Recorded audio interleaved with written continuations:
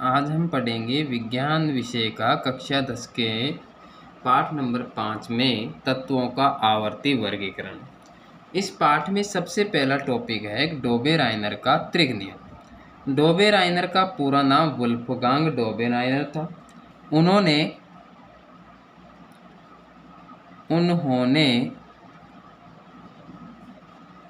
सन 1817 में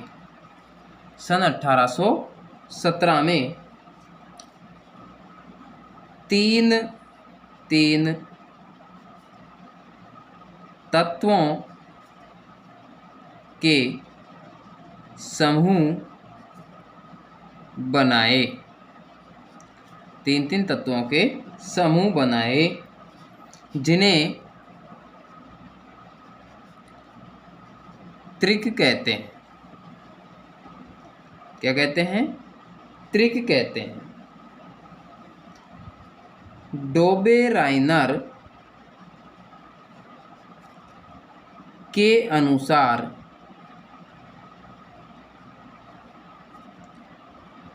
तत्वों को उनके बढ़ते हुए परमाणु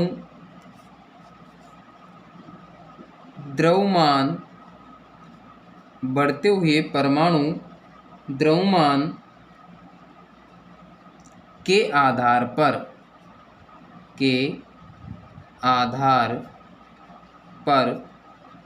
व्यवस्थित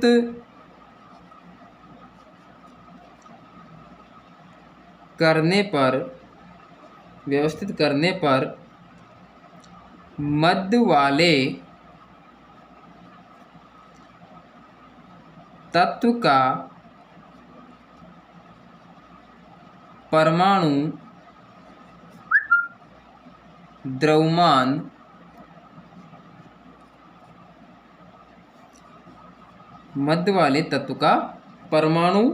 द्रव्यमान एवं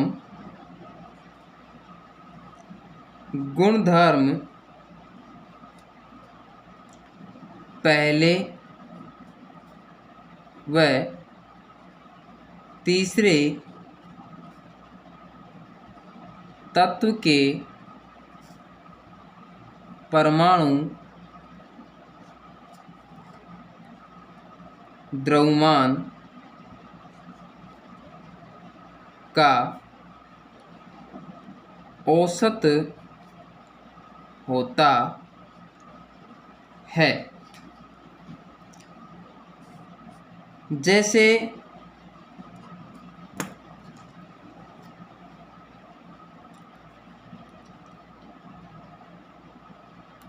तीन त्रिक Li Na K। Li का द्रव्यमान 6.9, Na का द्रव्यमान 23, K का द्रव्यमान 39 होता है। त्रिक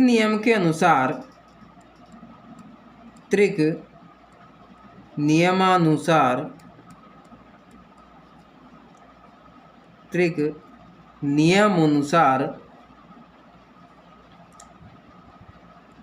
मध्य वाले तत्व का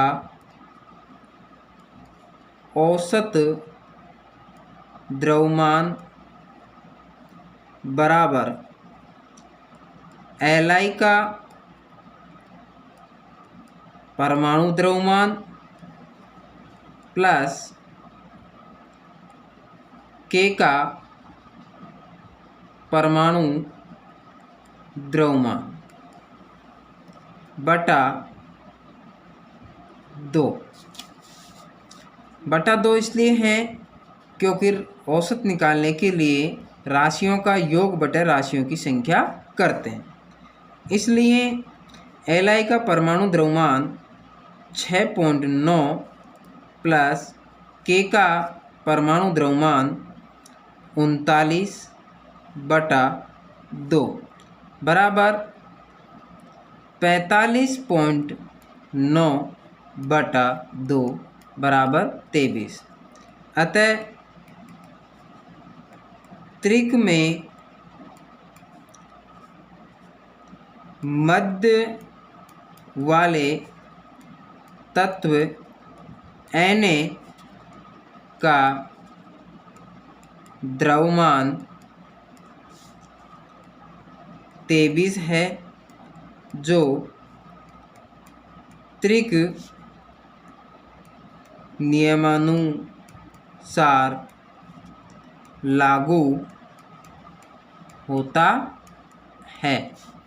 इसी प्रकार अन्य तत्वों, जैसे 3 त्रिक बनाए थे, जैसे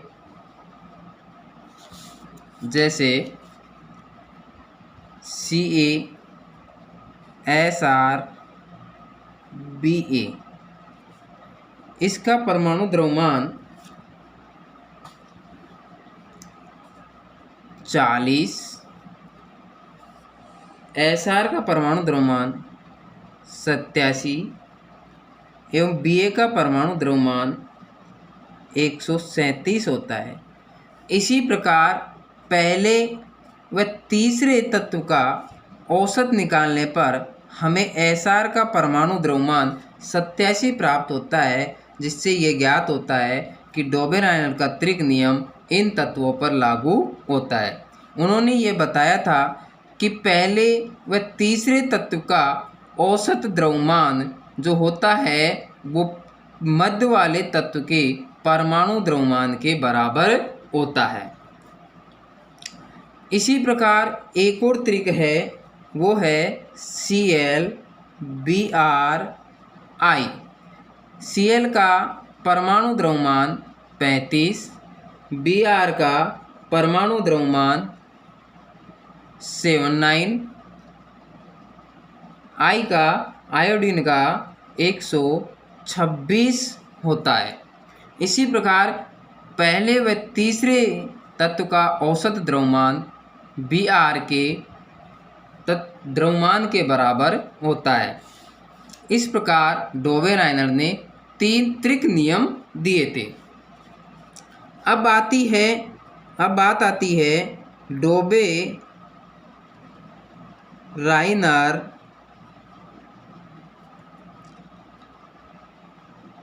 की असफलता का कारण, अर्थात डोबेराइनर का यह नियम अमान्य क्यों हो गया। इसका मूल कारण है डोबेराइनर अपने पूरे जीवन काल में केवल 3 ही त्रिक बना सका। अर्थात इस वैज्ञानिकों का कहना है कि जब इतने तत्व खोज लिए गए थे, लगभग 40 तत्व ज्ञात थे उस समय, तो ये केवल इन 9 ही तत्वों पर ये त्रिक नियम लागू क्यों होता है। अन्य तत्वों को परमाणु द्रव्यमान के बढ़ते हुए क्रम में व्यवस्थित करने पर यह नियम लागू नहीं होता है, केवल वह अपने जीवन काल में 3 ही त्रिक बना सका, इसलिए यह नियम आगे चलकर अमान्य हो गया। त्रिक नियम से पूछे जाने वाले संभावित प्रश्न नंबर 1 है, डोबेराइनर का पूरा नाम क्या था।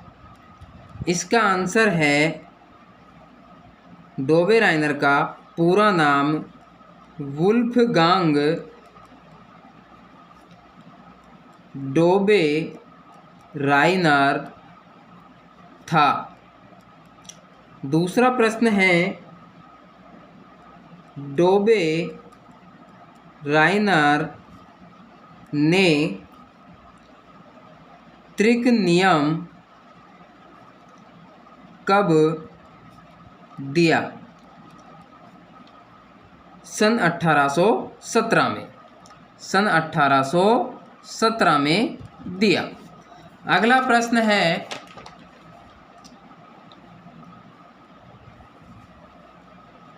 त्रिक नियम की सह उदाहरण व्याख्या कीजिए। अगला प्रश्न हो सकता है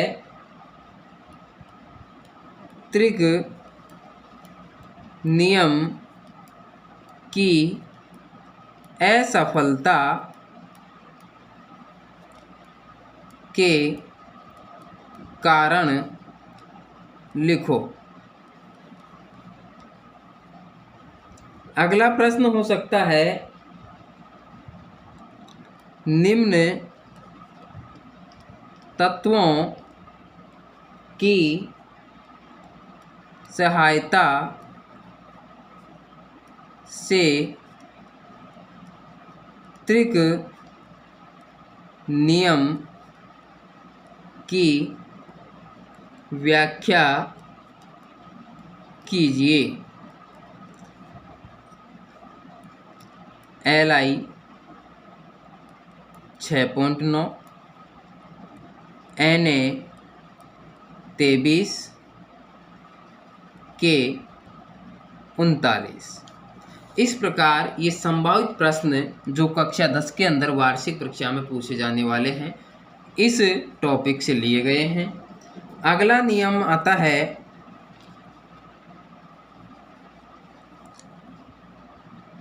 अष्टक नियम।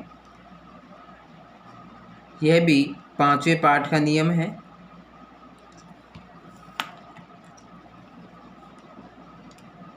अष्टक नियम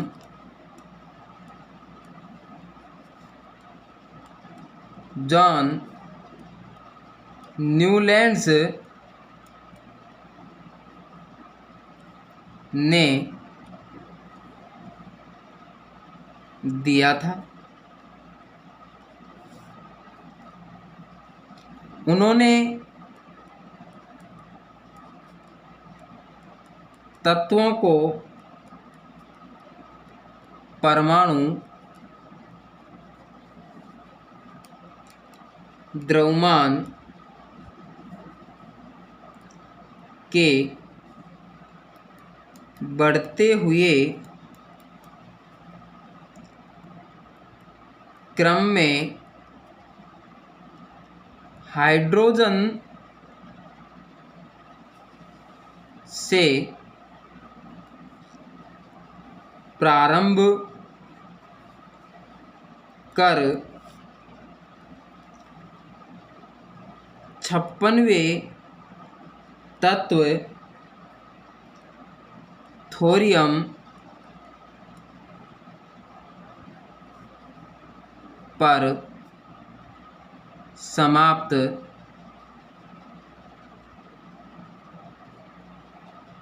किया।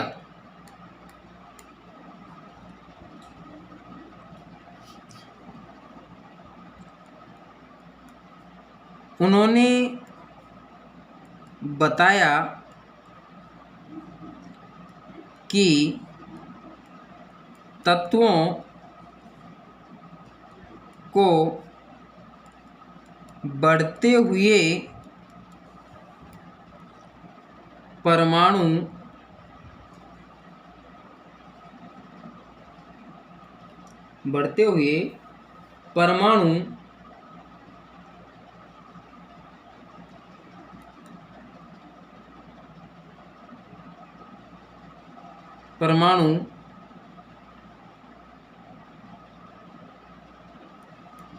द्रव्यमान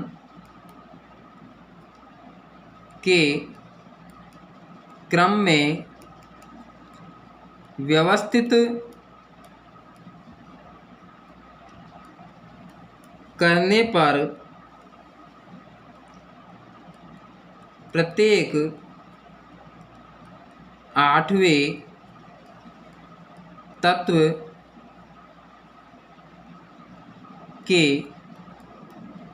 गुणधर्म पहले तत्व के गुणधर्म के समान है, ऐसा संगीत के सुरों की भांति होता है। जैसे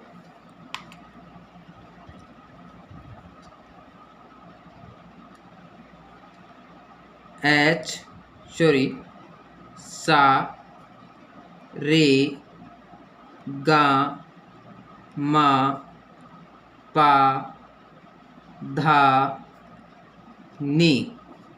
उसके बाद में जैसे कि 1 2 3 4 5 6 7, इस प्रकार पहला तत्व सा, पहला शब्द सा, तो प्रत्येक 8वां तत्व शुरू से सा हो जाता है। तो यानी कि पहले तत्व के गुणधर्म प्रत्येक 8वें तत्व के गुणधर्म के समान है, अर्थात प्रत्येक 8वें तत्व के गुणधर्म पहले तत्व के गुणधर्म के समान है। ऐसा संगीत के सुरों की भांति होता है। यह हष्टक नियम का सिद्धांत है। जैसे एग्जाम्पल में हाइड्रोजन, फ्लोरीन, क्लोरीन, कोबाल्ट या nickel, Br, Li, Na, K, Cu, Rb, Be, Mg, Ca, Zn, Sr, B, Al, Y, Cr, Y, Ce या La, C, Si, Ti, In, Zr, N, P, Mn, As, O, S, Fe, Se। इस प्रकार ये Newlands ने तत्वों को उनके परमाणु द्रव्यमान के बढ़ते हुए क्रम में व्यवस्थित किया और बताया कि पहले तत्व के गुणधर्म प्रत्येक 8वें तत्व के गुणधर्म के समान होते हैं, अर्थात प्रत्येक 8वें तत्व के गुणधर्म पहले तत्व के समान होते हैं। जैसे कि हाइड्रोजन से लें 1 2 3 4 5 6 7 8, 8वां तत्व फ्लोरीन है, पहला तत्व हाइड्रोजन है। हाइड्रोजन भी गैस के अंदर आती है और फ्लोरीन भी गैस के अंदर आती है, अर्थात हाइड्रोजन और फ्लोरीन के गुण समान हैं। इसी प्रकार लिथियम से लें 1 2 3 4 5 6 7 8, तो लिथियम भी धातु है, उसी प्रकार सोडियम भी धातु है। या हम सोडियम से लें 1 2 3 4 5 6 7 8, तो सोडियम भी धातु है, पोटेशियम भी धातु है। इस प्रकार न्यूलैंड्स ने अपना सिद्धांत प्रतिपादित किया था और बताया कि प्रत्येक 8वें तत्व के गुणधर्म पहले तत्व के गुणधर्म के समान होता है। ऐसा संगीत के सुरों की भांति होता है, जैसे सा, रे, गा, मा, पा, धा, नी, सा। इस प्रकार पहला और 8वें तत्व के गुणधर्म समान होते हैं। अब आता है कि अष्टक नियम की कमियां। अष्टक नियम की कमियां।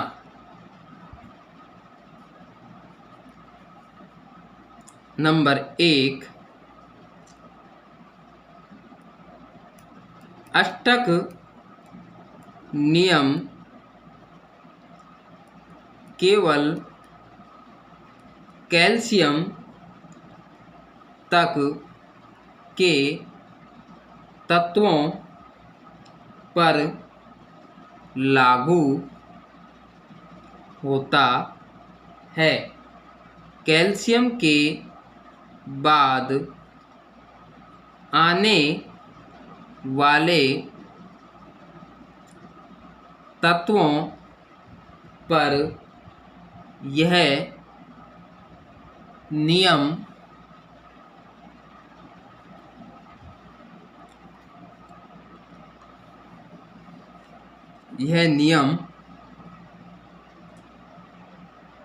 लागू नहीं होता है, क्योंकि कैल्शियम के बाद आने वाले तत्वों के गुणधर्म पहले तत्व के गुणधर्म के समान नहीं है। जैसे कैल्शियम आता है Ca, यहाँ पर है, इससे अपन गिनते हैं 1 2 3 4 5 6 7 8। इसके गुणधर्म नहीं मिलते हैं। ये उसने न्यूलैंड्स के नियम में कमी पाई गई। दूसरी कमी है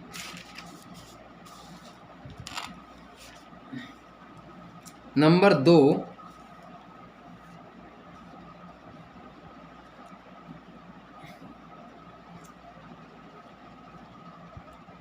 न्यूलैंड्स ने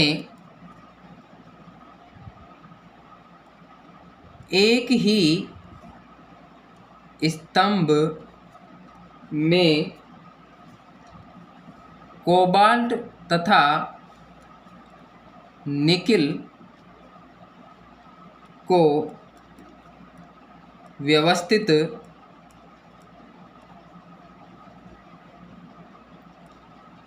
कर दिया, जबकि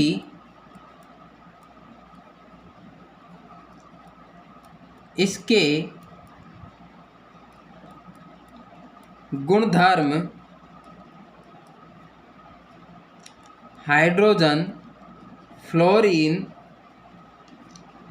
एवं क्लोरीन से नहीं मिलते हैं। यह भी न्यूलैंड्स के नियम की कमी है। नंबर 3, न्यूलैंड्स अपने वर्गीकरण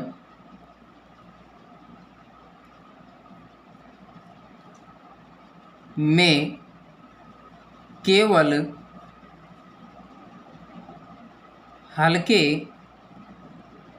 तत्वों को ही व्यवस्थित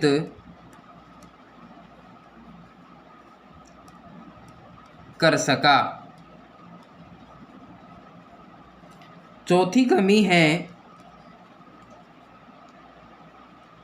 न्यूलैंड्स ने कल्पना की प्रकृति में केवल 56 तत्व हैं तथा भविष्य में कोई अन्य तत्व नहीं मिलेगा, लेकिन बाद में कुछ नए तत्व पाए गए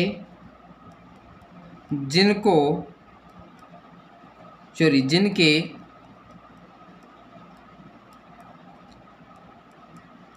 गुणधर्म अष्टक सिद्धांत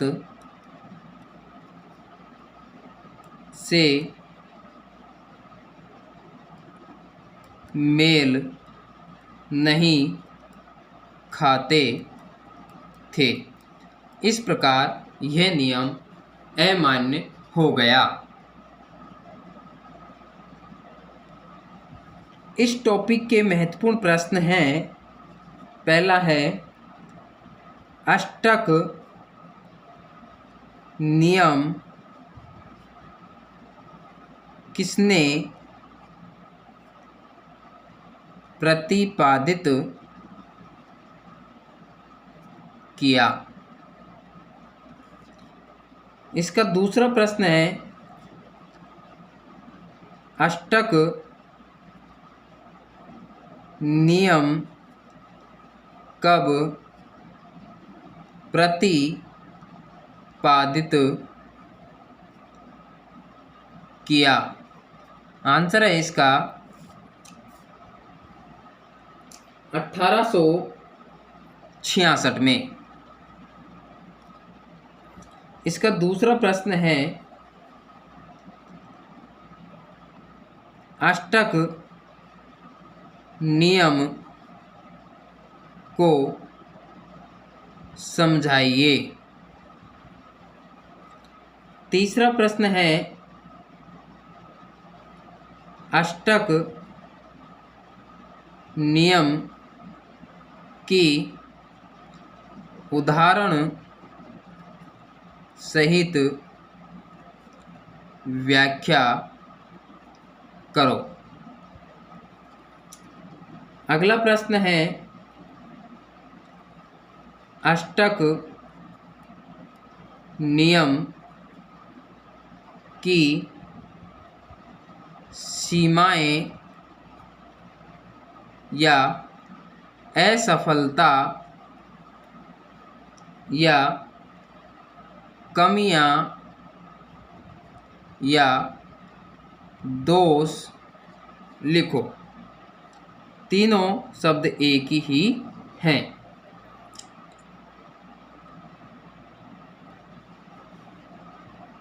इस पाठ का अगला टॉपिक है मेंडलीव की आवर्त सारणी। मेंडलीव का पूरा नाम डिमित्री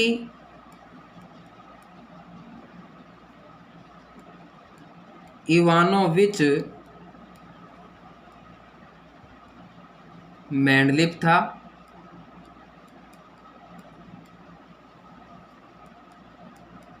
डिमित्री इवानोविच मेंडलीव था। तत्वों के वर्गीकरण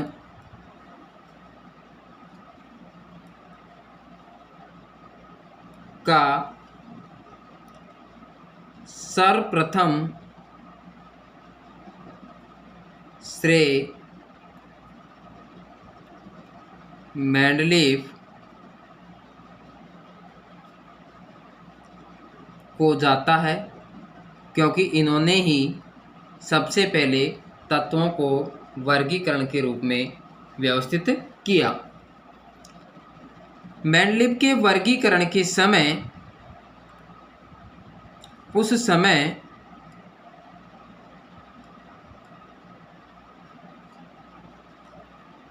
प्रकृति में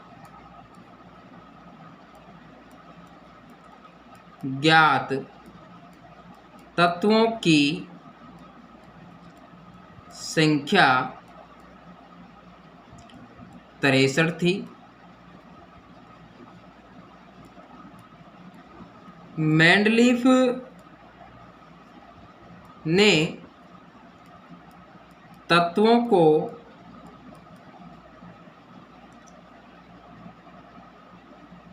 उनके मूल गुणधर्म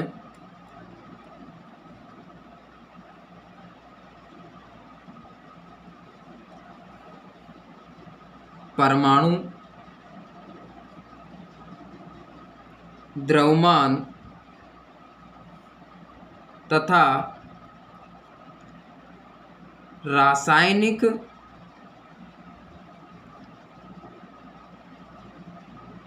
गुणधर्मों के आधार पर व्यवस्थित किया। यानी कि जो मेंडलीव था उसने तत्वों का जो वर्गीकरण किया, उसने मूल गुणधर्म परमाणु, द्रव्यमान तथा रासायनिक गुणधर्मों के आधार पर उसने तत्वों को वर्गीकृत किया। और जब उसने मूल गुणधर्म परमाणु, द्रव्यमान को माना तो उसका सिद्धांत हो गया, सिद्धांत मेंडलीव का जो आवर्त सारणी का जो सिद्धांत है वो है तत्वों के गुणधर्म उनके परमाणु, द्रव्यमान के आवर्ती फलन होते हैं। अर्थात जो मेंडलीव था उसके आवर्त सारणी का जो मुख्य सिद्धांत था, उसने जिस आधार को चुना कि तत्वों को किसके आधार पर जमाया जाए, तो उसने परमाणु, द्रव्यमान को आधार माना और उनका सिद्धांत हुआ कि तत्वों के गुणधर्म उनके जो परमाणु, द्रव्यमान हैं के आवर्ती फलन होते हैं। अब आता है कि मेंडलीव की आवर्त सारणी की उपलब्धियां, कि मेंडलीव की जो आवर्त सारणी तैयार की थी मेंडलीव ने, उनकी क्या उपलब्धियां थी, क्या गुण थे उसमें कि उसकी आवर्त सारणी को प्रसिद्ध किया गया।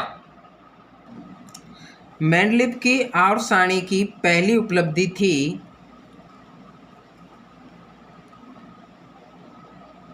मेंडलीव ने कुछ ऐसे तत्वों की कल्पना की जो उस समय मेंडलीव के समय, मेंडलीव ने जब अपनी आवर्त सारणी तैयार की तो उस समय वो तत्व खोजे नहीं थे और उनकी उन्होंने कल्पना की, उस समय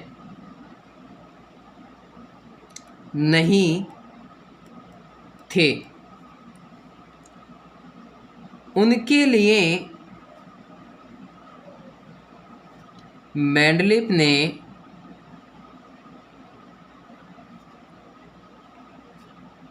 अपनी आवर्त सारणी, अपनी आवर्त सारणी में कुछ रिक्त स्थान छोड़ दिए, रिक्त स्थान छोड़ दिए। मेंडलीव की आवर्त सारणी की यह सबसे बड़ी उपलब्धि थी। यानी कि मेंडलीव ने जब अपनी आवर्त सारणी तैयार की थी तो उस समय कुछ ऐसे तत्वों की कल्पना की जो उस समय खोजे नहीं थे, और उन तत्वों की खोजने के पश्चात जब बाद में खोजे गए तो उन तत्वों को पिछली व्यवस्था छेड़े बिना, अर्थात मेंडलीव के आवर्त सारणी में कुछ स्थानों को छेड़े बिना ही उन तत्वों को रखा जा सका। यह मेंडलीव की आवर्त सारणी की सबसे बड़ी उपलब्धि थी। नंबर 2, मेंडलीव ने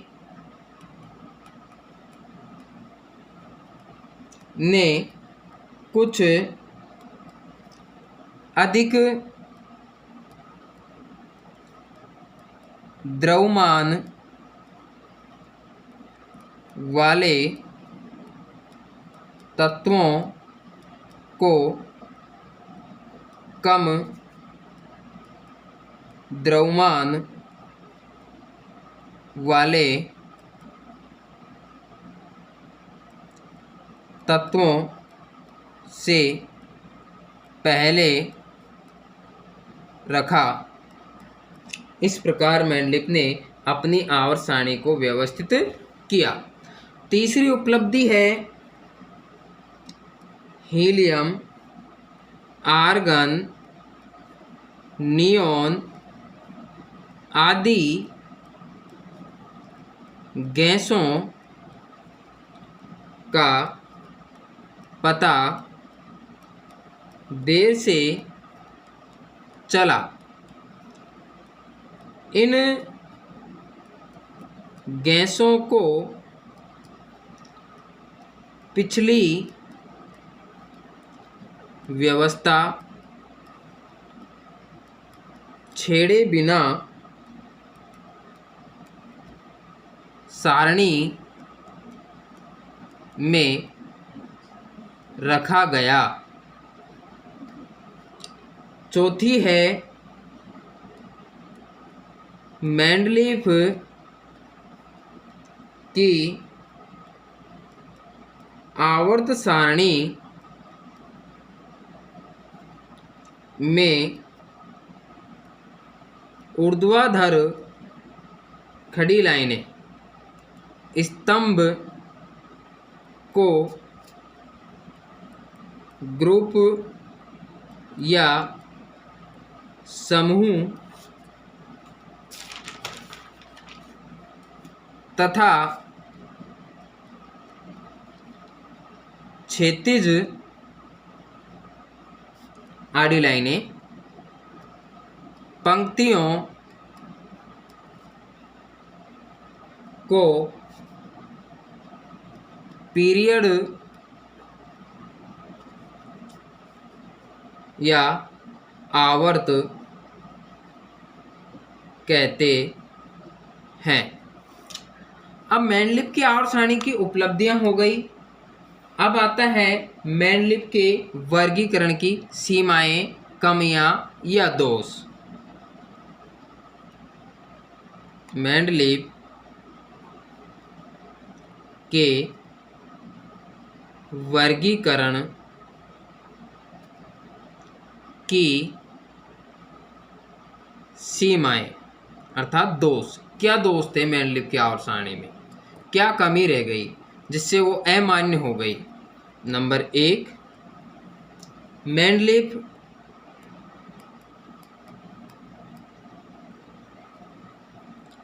अपनी आवर्त सारणी में हाइड्रोजन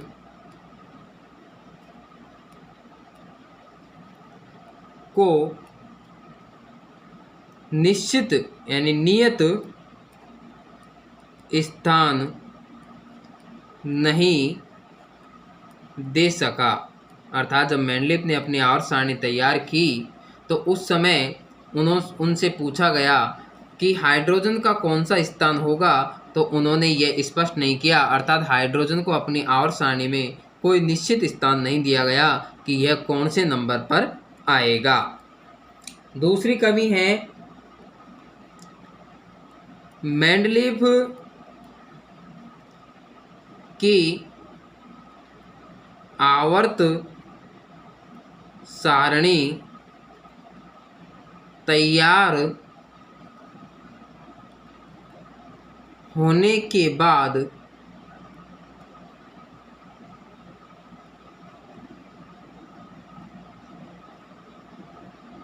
समस्थानिकों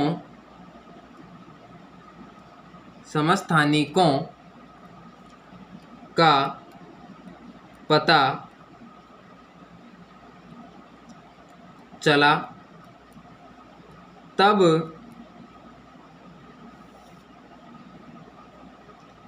वह समस्थानिकों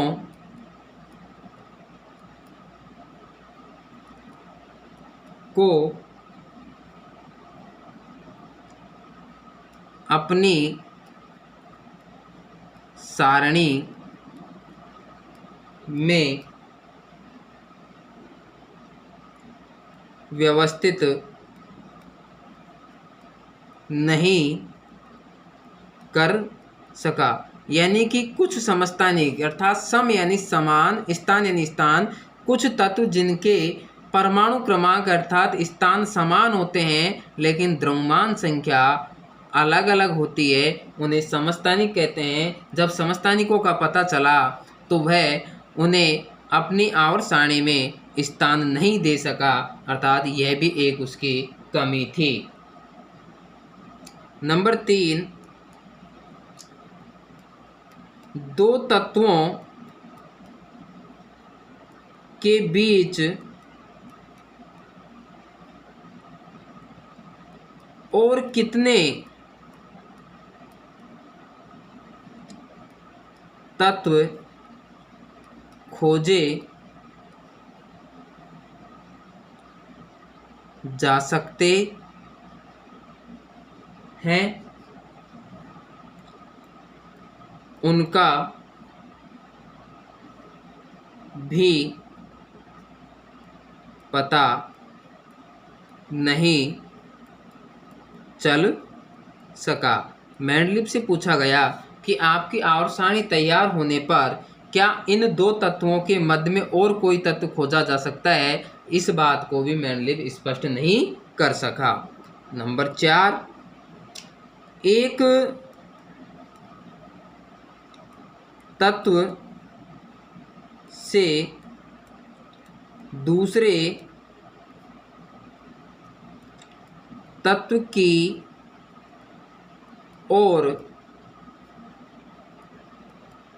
बढ़ने पर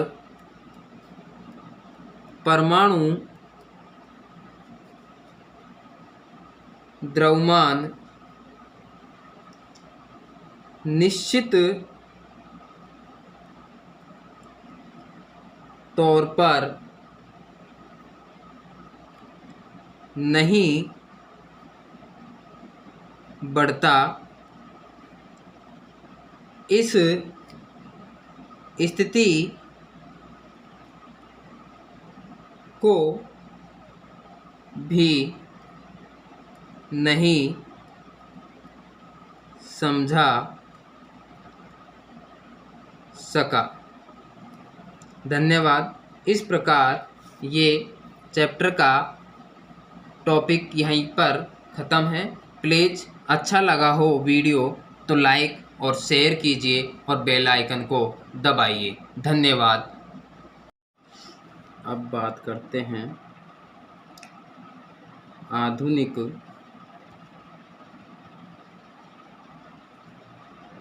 आवर्त सारणी। आधुनिक आवर्त सारणी को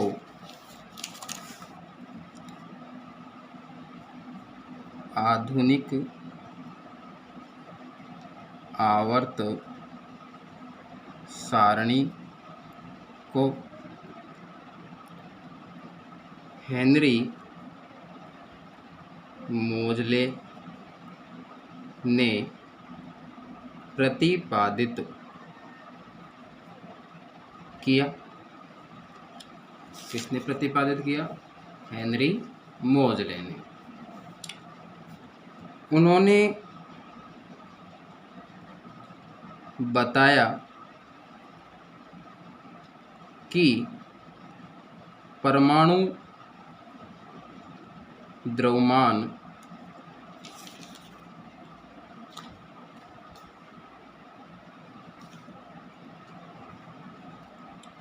की अपेक्षा परमाणु संख्या अधिक महत्वपूर्ण होती है। इसलिए उन्होंने आधुनिक आवर्त सारणी में तत्वों को उनकी परमाणु संख्या के बढ़ते हुए क्रम में व्यवस्थित किया।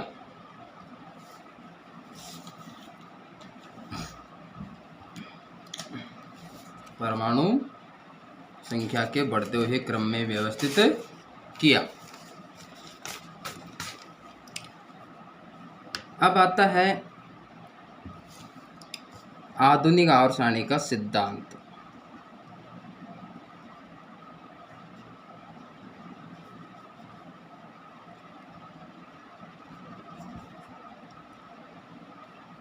तत्वों के गुणधर्म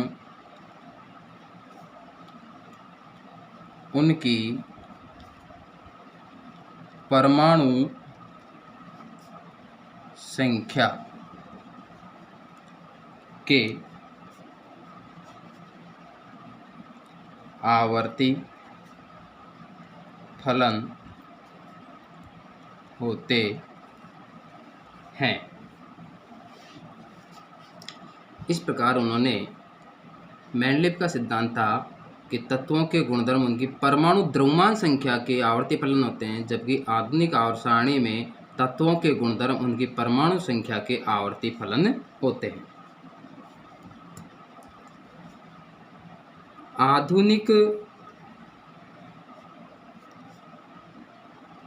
आवर्त सारणी में बनी क्षैतिज पंक्तियों को आवर्त कहते हैं।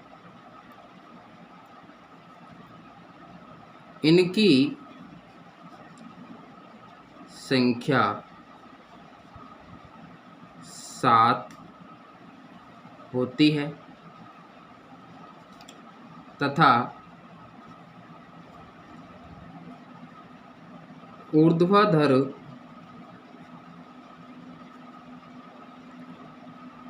पंक्तियों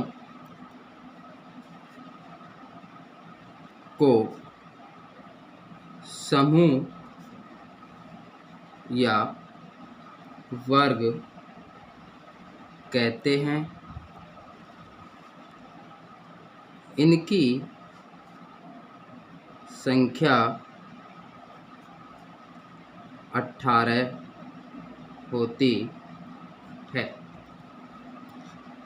इस प्रकार मेंडलीव ने आवर्त सारणी को बनाया। अब आता है आवर्तों का वर्गीकरण। आवर्तों का वर्गीकरण उन्होंने अपनी आवर्त सारणी को आवर्तों में वर्गीकृत किया। प्रथम आवर्त में 2 तत्व होते हैं। इसे अति लघु आवर्त कहते हैं। अति यानी बहुत, लघु यानी छोटा, आवर्त यानी आवर्त, बहुत छोटा आवर्त, क्योंकि केवल इसमें दो ही तत्व हैं। दूसरे व तीसरे आवर्त में 8 तत्व हैं। इसे लघु आवर्त कहते हैं। लघु यानी छोटा, अति नहीं है, छोटा है, लेकिन प्रथम आवर्त से बड़े हैं, क्योंकि इनमें तत्वों की संख्या 8 है। चौथे एवं पांचवें आवर्त में 18 तत्व हैं। इसलिए इसे दीर्घ आवर्त कहते हैं, क्योंकि दीर्घ यानी बड़ा होता है, इसलिए इसमें अन्य आवर्तों से अधिक तत्व हैं, इसलिए इसे दीर्घ आवर्त कहते हैं। छठवें आवर्त में 32 तत्व हैं, इसलिए इसे अति दीर्घ आवर्त कहते हैं। सातवें आवर्त में तत्व पूरी तरह भरे हुए नहीं हैं, इसलिए इसे अपूर्ण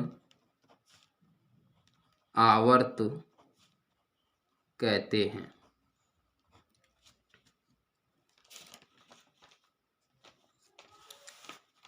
इनका शॉर्ट रूप है, जैसे इधर ले लेते हैं आवर्त, इधर है आवर्त का नाम,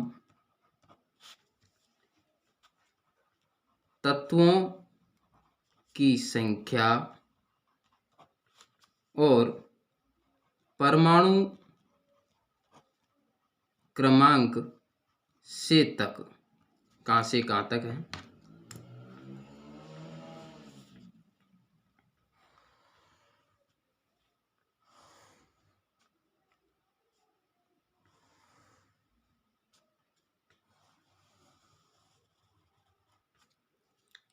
आवर्त है पहला, दूसरा, तीसरा।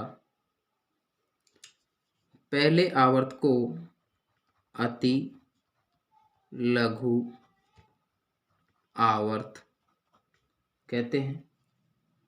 दूसरे व तीसरे को लघु आवर्त, इसको लघु आवर्त। तत्वों की संख्या इसमें 2, इसमें 8, इसमें भी 8।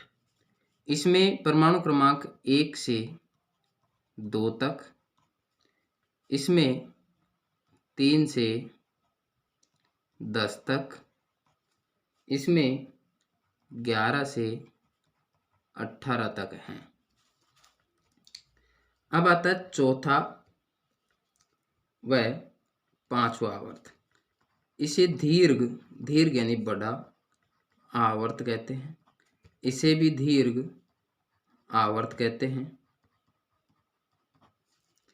इनमें तत्वों की संख्या 18 होती है। चौथे आवर्त में 19 से 36 तक, 5वें आवर्त में 37 से 54 तक। 6ठा आवर्त इसे अति दीर्घ, अति यानी बहुत, दीर्घ यानी बड़ा आवर्त कहते हैं।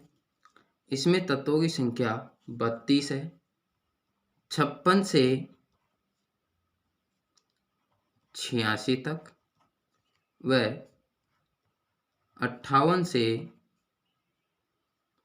71 एफ ब्लॉक में है। इसी प्रकार 7वां जो आवर्त है उसे अपूर्ण आवर्त कहते हैं। यह पूरी तरह भरा हुआ नहीं है, इसलिए तत्वों की संख्या निश्चित नहीं है। इसमें 87 से 109 तक है और 90 से 103 एफ ब्लॉक में है। इस प्रकार मेंडलीव आधुनिक आवर्त सारणी को व्यवस्थित किया गया है।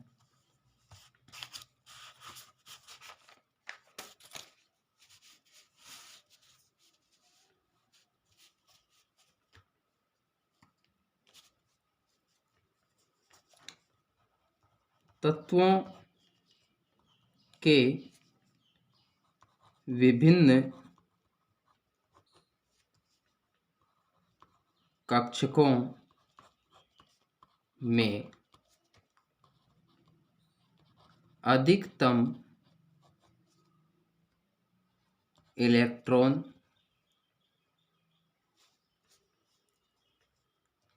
की संख्या ज्ञात करने के लिए 2n² सूत्र का उपयोग करते हैं, जहाँ पर n बराबर नाभिक के चारों ओर कक्षाओं की संख्या है। जैसे मान लीजिए ये कोई परमाणु है, इसके चारों ओर कक्षाएं होती है जिनमें इलेक्ट्रॉन चक्कर लगाते हैं। परमाणु के नाभिक में केंद्र भाग में प्रोटॉन और न्यूट्रॉन पाए जाते हैं। परमाणु के केंद्र में धनावेश होता है और इलेक्ट्रॉन इसके विभिन्न कक्षाओं में निश्चित संख्या में चक्कर लगाते हैं। अलग अलग परमाणुओं में इलेक्ट्रॉनों की संख्या अलग अलग होती है।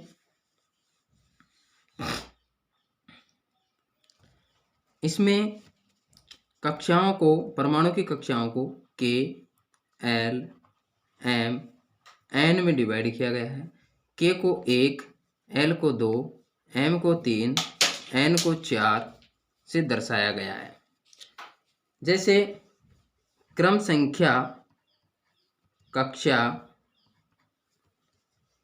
N कोश की संख्या और इलेक्ट्रॉनों की अधिकतम संख्या 1, 2, 3, 4 कक्षा हैं K, L, M, N। इनको 1, 2, 3, 4 से दर्शाते हैं। इनका नंबर है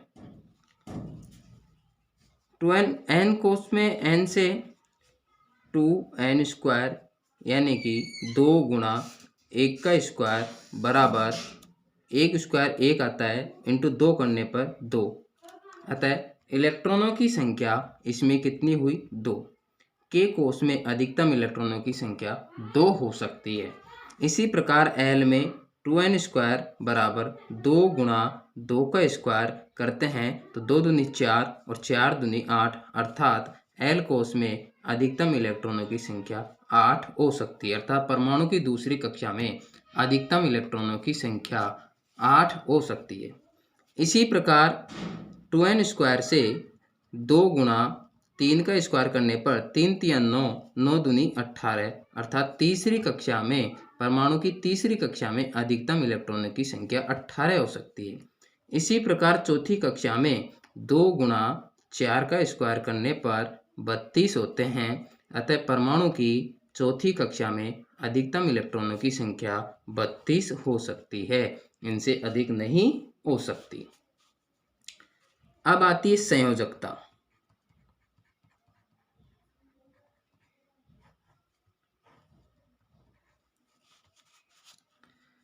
किसी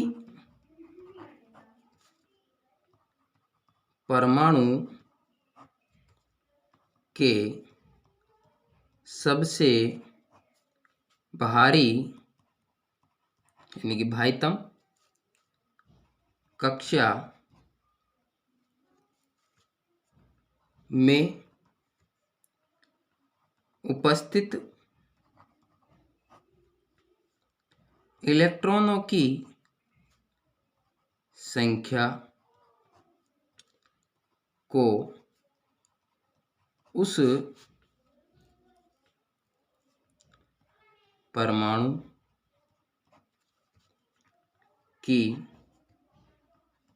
संयोजकता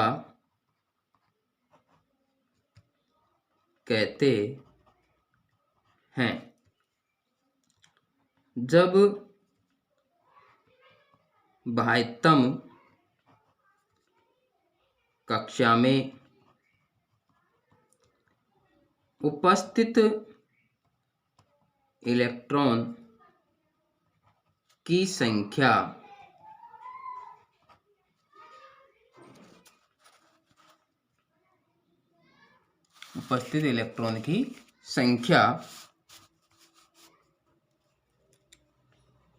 क्रमशः 1, 2, 3, 4 होती है, तो ऐसे तत्वों की संयोजकता भी क्रमशः 1, 2, 3, 4 होगी।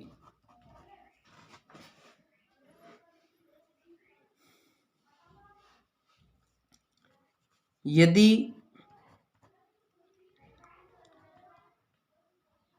भारीतम कक्षा में इलेक्ट्रॉन की संख्या 5, 6, 7 हो, तो संयोजकता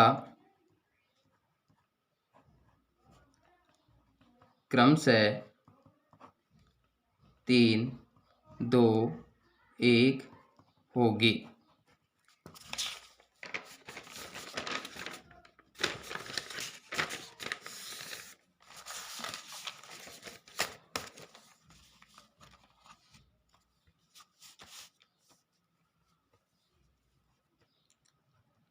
जिन तत्वों के भारी कोश में इलेक्ट्रॉन की संख्या 8 होती है, वे रासायनिक रूप से सक्रिय नहीं होते हैं, अर्थात वो कोई क्रिया नहीं करते हैं। उनकी संयोजकता 0 होती है। 0 संयोजकता वाले तत्वों को उत्कृष्ट गैस कहते हैं। अतः संयोजकता आवर्त सारणी में परमाणु क्रमांक के रूप में संयोजकता 1 से 4 तक बढ़ती है और घटकर 0 हो जाती है।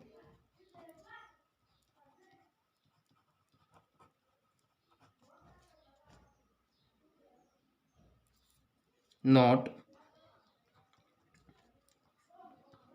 आवर्त सारणी में बाएं से दाएं जाने पर संयोजकता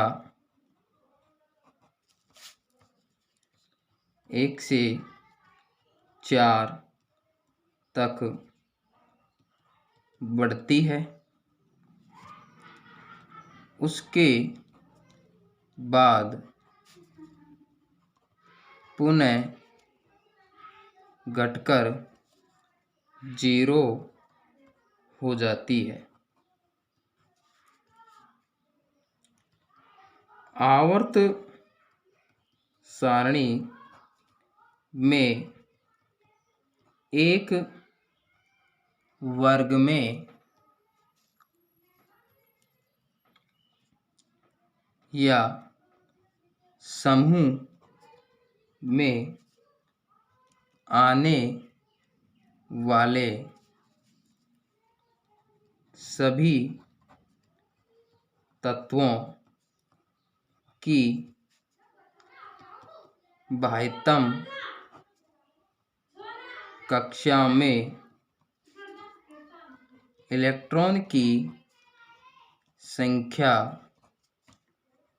समान होती है। इसलिए एक समूह के सभी तत्वों की संयोजकता समान होती है।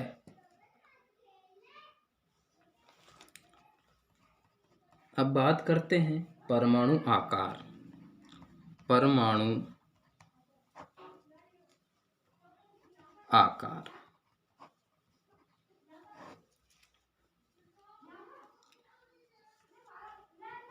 परमाणु आकार से परमाणु त्रिज्या ज्ञात की जाती है। किसी परमाणु के केंद्र यानी नाभिक तथा उसकी बाहरी कक्षा के मध्य की दूरी परमाणु त्रिज्या कहलाती है।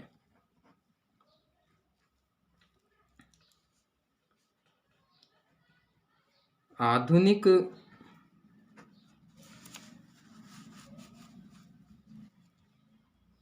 आवर्त सारणी के अनुसार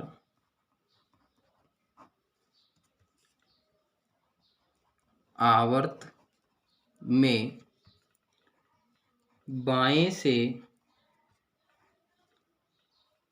दाएं जाने पर परमाणु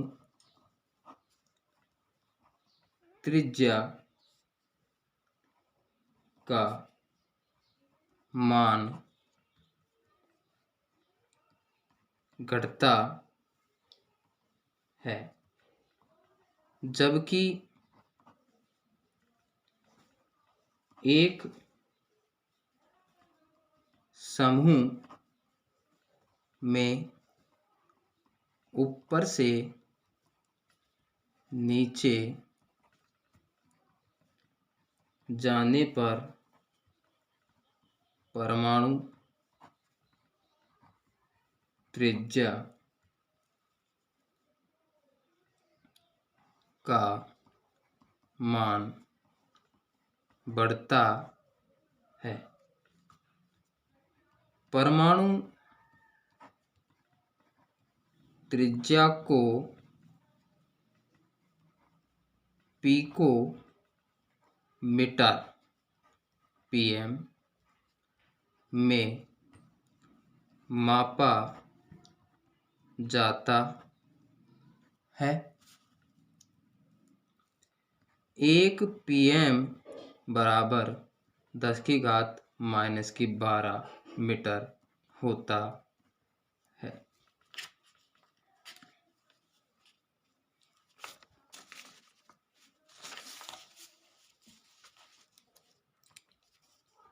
अब आता है अर्धधातु या उपधातु।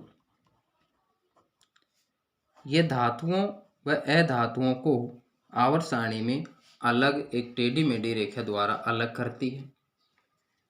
इस टेढ़ी मेढ़ी रेखा के अंतर्गत आने वाले तत्वों को अधातु या उपधातु कहते हैं। वे धातुएं जो धातुओं और अधातुओं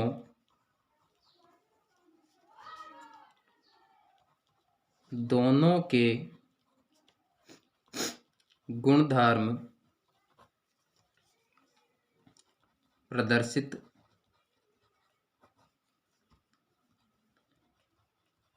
करती हैं। अर्धधातु या उपधातु कहलाती है। आवर्त सारणी में एक टेढ़ी मेढ़ी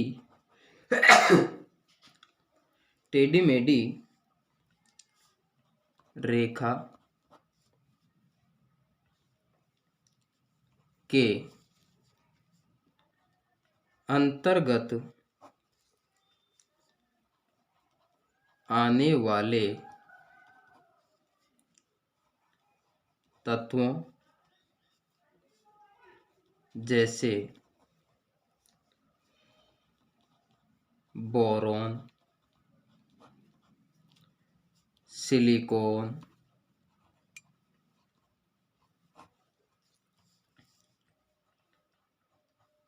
जर्मेनियम, आर्सेनिक,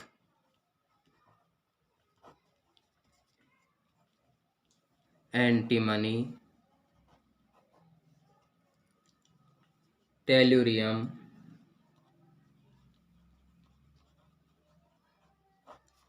एवं पोलोनियम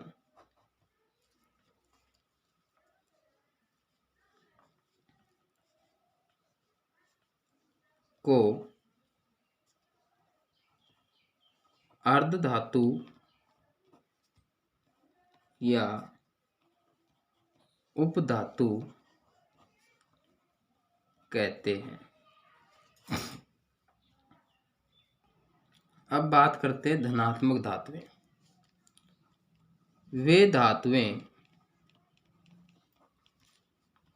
जिनमें इलेक्ट्रॉन त्यागने की प्रवृत्ति होती है, वे इलेक्ट्रॉन त्याग कर धनायन बनाती है, उन्हें विद्युत धनात्मक धातुएं कहते हैं। इसी प्रकार अब आता है ऋणात्मक धातुएं।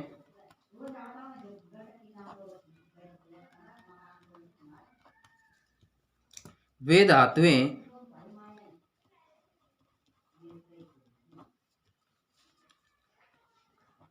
जिनमें इलेक्ट्रॉन ग्रहण करने की प्रवृत्ति होती है, अर्थात अपना बाह्यतम कोष पूर्ण करने के लिए इलेक्ट्रॉन ग्रहण करती है, उन्हें विद्युत ऋणात्मक धातुएं कहते हैं। जैसे एग्जाम्पल के तौर पर यहाँ पर सोडियम धातु है और क्लोरीन अधातु है। सोडियम के बाह्यतम कोष में एक इलेक्ट्रॉन होता है, इसका इलेक्ट्रॉनिक विन्यास 281 होता है। इसी प्रकार क्लोरीन का इलेक्ट्रॉनिक विन्यास 287 होता है। क्लोरीन के बाह्यतम कोष में 7 इलेक्ट्रॉन पाए जाते हैं, इसे एक इलेक्ट्रॉन की आवश्यकता होती है। सोडियम के बाह्यतम कोष में एक इलेक्ट्रॉन होता है, यह 7 इलेक्ट्रॉन ग्रहण नहीं कर सकता क्योंकि इसको 7 की आवश्यकता होती है अष्टक पूर्ण करने के लिए, इसको 1 की। इसलिए सोडियम परमाणु 1 इलेक्ट्रॉन क्लोरीन को दे देता है, जिससे सोडियम पर धनावेश आ जाता है और क्लोरीन पर ऋणावेश आ जाता है। इस प्रकार धनायन और ऋणायन का निर्माण होता है। लेकिन जब इलेक्ट्रॉन त्याग कर धनायन बनाता है, जब धातुएं इलेक्ट्रॉन त्याग कर धनायन बनाती है, तो इनका आकार ऋणायन से छोटा हो जाता है, क्योंकि सोडियम परमाणु के अंदर 3 कक्षाएं होती है। पहली कक्षा में 2 इलेक्ट्रॉन, दूसरी में 8, तीसरी में 1। क्लोरीन के पास भी 3 कक्षाएं होती है, पहली, दूसरी, तीसरी। पहली में 2, दूसरी में 8, तीसरी में 7। इस प्रकार ये 1 इलेक्ट्रॉन जब सोडियम त्यागता है तो इसकी बाह्यतम कक्षा पूरी तरह समाप्त हो जाती है और केवल 2 ही कक्षा बच जाती है, जिसमें 2-8 इलेक्ट्रॉनिक विन्यास रह जाता है। देने के पश्चात इसका इलेक्ट्रॉनिक विन्यास 2-8 हो जाता है और इसका इलेक्ट्रॉनिक विन्यास इलेक्ट्रॉन घेरने के पश्चात 2-8-8 हो जाता है। इस प्रकार इसका परमाणु आकार कम और ऋणायन का परमाणु आकार ज्यादा हो जाता है। धातुओं के ऑक्साइड अर्थात जिनके धातु ऑक्साइड होते हैं, जैसे Mg+O2, मैग्नीशियम रिबन का दहन किया जाता है तो MgO प्राप्त होता है, अर्थात धातु ऑक्साइड बन जाता है। धातु ऑक्साइड सामान्यतः क्षारीय तथा अधातु ऑक्साइड C+O2 बराबर CO2, अधातु ऑक्साइड CO2 सामान्यतः अम्लीय प्रवृत्ति के होते हैं।